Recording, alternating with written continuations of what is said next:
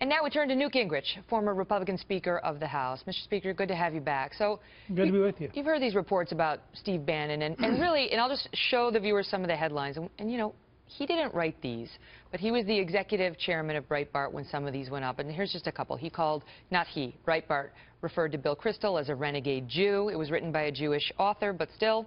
The solution to online harassment is simple. Women should log off was another one. Here's a couple more for you. Stand by. They'll put them up there. Birth control makes women unattractive and crazy. Would you rather your child had feminism or cancer? And then there are these chestnuts. Gay rights have made us dumber. Fat shaming works. So those are the kinds of headlines that have people saying, was this the best choice? Your thoughts? Well, first of all, there's a big difference between the kind of stuff they did at Breitbart, which was designed to attract audiences and was actually very successful. I mean, lots of people tuned in, partly out of amusement. It's like reading the Daily Mail every day from London. I mean, there's all sorts of stuff there, and it's clickbait. You keep finding yourself doing it. Bannon is a very serious guy. Calista and I have worked with him on several movies. We know him pretty well. He is very deeply concerned that Washington has grown corrupt, way too large as a government, a threat to our liberties, and he feels those things very deeply. He's also a former naval officer who has served this country very patriotically. He played a big role in the election of Donald Trump. I thought what Trump did was, frankly, very smart. He took Reince Priebus, who had done probably the best job as RNC chairman in modern history, put him in as the daily coordinator, as chief of staff. But then he said, look, I want a guy who's going to think about the fights we're going to be in and is going to be enthusiastic about those fights. And he gave, in some ways, he I think, ended up giving Bannon the equivalent of the Karl Rove job or the Axelrod job in previous administrations. And that's what Bannon has said, that he's a fighter. Yeah. And he likes to bust up, you know, Washington. He doesn't like the establishment, and that's what Trump is, and that's what a lot of Trump's voters and supporters wanted. Now, let me ask you about the news on potential cabinet appointments. Tonight, the AP is reporting that Rudy Giuliani is the favorite. They're saying the favorite for Secretary of State. Do you have any information on that? I have no information, but if Rudy wants it, he'll get it. Rudy's probably been the closest surrogate. He and Senator Sessions have been the two closest surrogates to President-elect Trump. He has done a great job. He has worked his heart out. I thought he might prefer Attorney General, where he would be brilliant, or Homeland Security, where his experience at 9/11 would be great. I think it would be fabulous to have him as Secretary of State. He's already known worldwide.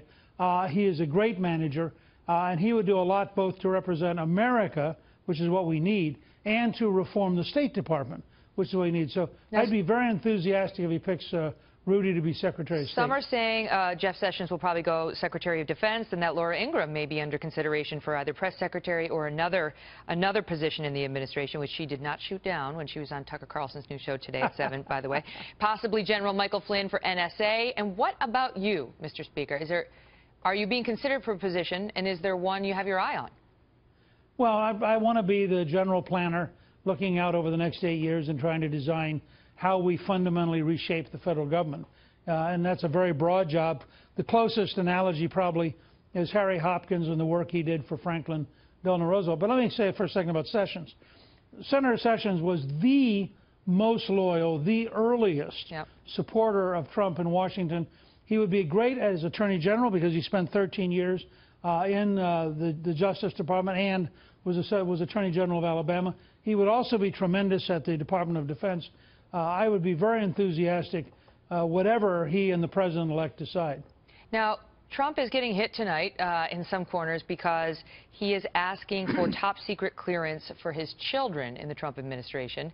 And the conflict, his detractors say, is that he has said his children, his adult children, are going to be running the Trump organization, and that it would be inappropriate or wrong to have them maintain this active business interest with international ties and both have access to top secret information. Do they have a point? Look, I think when you look at how Hillary Clinton totally abused the system, I would sure trust Ivanka or Donald or Don Jr. or Eric a heck of a lot more than Hillary Clinton. And I think that they would keep the secrets. The objective fact is this is a president-elect who is going to rely very closely on his family, including Jared Kushner, Ivanka's husband. I mean, the four of them really form his brain trust. These are people he trusts, he loves, he feels comfortable with.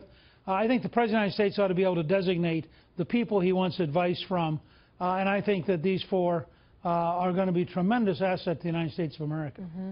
But just to press you once more on that, the critics are suggesting that not necessarily that they couldn't be trusted to not reveal the top secret information, but that it poses an interesting dilemma, a conflict for them in making business decisions about foreign countries that they actually have some top secret knowledge about. I'll tell you what, the first time they come in with a $25 million check from the Saudis, or they come in with a $1 million birthday check from Qatar, or they come in with special deals from a variety of international people, precisely like Bill Clinton for a long time. We won't know about that. I'll start to worry. Well, of course you could. I'll start to worry about it. But I think we wouldn't know about that. You know, historically, we were a country where people like John Foster Dulles could be a great international lawyer and a very powerful Secretary of State. Historically, we thought you had to have people who were competent and knew things, and they actually could work together. It's only in the last 30 or 40 years we've gotten into this wacky idea that if you actually know something and succeed at something, you're probably not appropriately involved in government.